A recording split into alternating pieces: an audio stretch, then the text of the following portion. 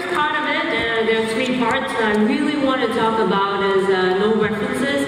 This is something I really truly believe in. Actually, you know, as a pastry chef, we take a lot of references from the past. The classics, the croissants. In Spain, you have the churros and your chocolate. I think it's amazing to respect the classics, but to lose all references is something that is so difficult. How many of you have had paella, for example, or a curry? And to make something of a curry, which is actually a broth or soup, and to do that with no reference, it's so difficult. So basically what we do in our kitchen is actually to take raw ingredients, and this is one of the dishes. And over here, you can see that we have all the ingredients. And this is actually all the ingredients that are, for me, signature to springtime. We've got the yogurts, the berries, we've got also the raspberry. So again, how do we create with no reference? We take an inspiration. It could be the culture, it could be a season. And what we do is we take the seasonal ingredients, the yogurt, which is so delicate and fresh, and the acidity of the berries. And so what we have here is actually to also be very precise with the ingredients and not add any added sugar. So this entire dessert does not have added sugar on it in the main component. So we're going to start to plate the dessert very quickly. Well, Chef Derek here from Singapore as well. We're going to plate the dessert. I'm going to talk about the ingredients as well. So on the bottom of the plate is a umeshu, or rather a plum liquor, I would say cold granita. If you reference it to a granita, the ball is made with water and cassis. Now, in our cuisine, we use a lot of water, which is not very common for a pastry chef to use so much water instead of cream or eggs or butter. We focus a bit on the water, and something that we've been working on for springtime is actually the bamboo shoot. So this is grown in one of the prefectures in Japan, and we take this bamboo shoot and we replicate it to make it like the pastilles. This is the pastilles that you eat, pastillos in Spain, and it's something that you remember as a kid, but it's so sweet. And what we do is we take the bamboo shoots, we marinate it in mirin, soy sauce. If you marinate it in black currant as well, you can compress it and you can make it into a pastel. And this is a new product that we have been working on. And we actually brought it to the US and also to kind of promote this thing and call it super pastels. So again, not only do we do pastries and desserts, but we think different and we try to add textures that are very, very delicate, very true to their nature, and also the season. So what we have here is I'm going to add the last touch of the bamboo shoot. Now you can see this dessert, inside we have also the yogurt foam and the elderflower. It's super delicate, a little bit of that jelly on top.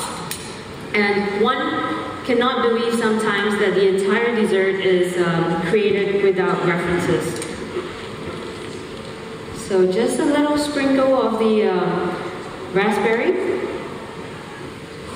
But you can see, so it's very, very strange that sometimes you would take, for example, takenoko to actually a bamboo shoot to put it into a dessert. But if the flavor works and it's beautiful, the dish is so delicate, and that is basically what we do back home in Singapore as well. So I'm just going to add a touch of the flour at the top.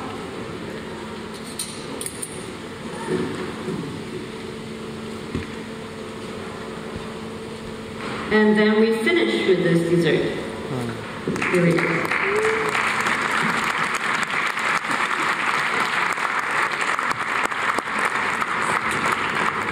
Desserts are just one part of what we do. I think a lot of people just think it's just desserts, but you can see the art over there, you can see toys and games. This is something that we not only do, which is the dessert. So the dessert part is one part, but we also have, the dessert just fell off the plate. So yeah, we're just gonna run there and kind of save it. I think the ball was rolling around. So the other part I want to share with you today is pastry and fashion. I don't think you hear this very often. Fashion is something that is very dear to me. It's my inspiration. Everything is a collection. Basically, why can't pastry have collections? I mean, you have your spring-summer collection for Louis Vuitton, you have Massimo Dutti, you have so many amazing brands for collection. But why not pastry? And so this is one of the visions that we have, to make chocolates like art. And that's our box of 25 chocolates that we have in Singapore. And we like to kind of squeeze them together. Basically, chocolates are always very organically, or rather very nicely displayed. But what we do is we basically, kind of squeeze all the chocolates together to make it like a form of art, as you saw in the first video. And we have now also started toys and games. So this is something very interesting.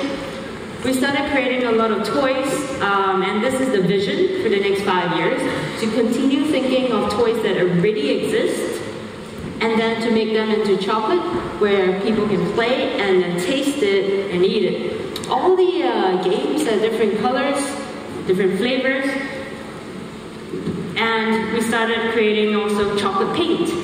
So what I want to really share here today is actually, I never imagined that in 2011, when we started the first marshmallow art piece on the ceiling, that we would be here, thinking of new curriculum for art students, creating new recipes for art students, whether it's chocolate, it's marshmallow. These recipes are for painting, and it's quite unimaginable, but it's so special.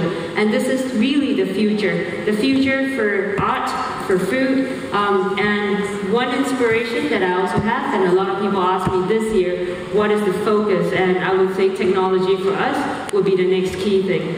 So that's chocolate paint.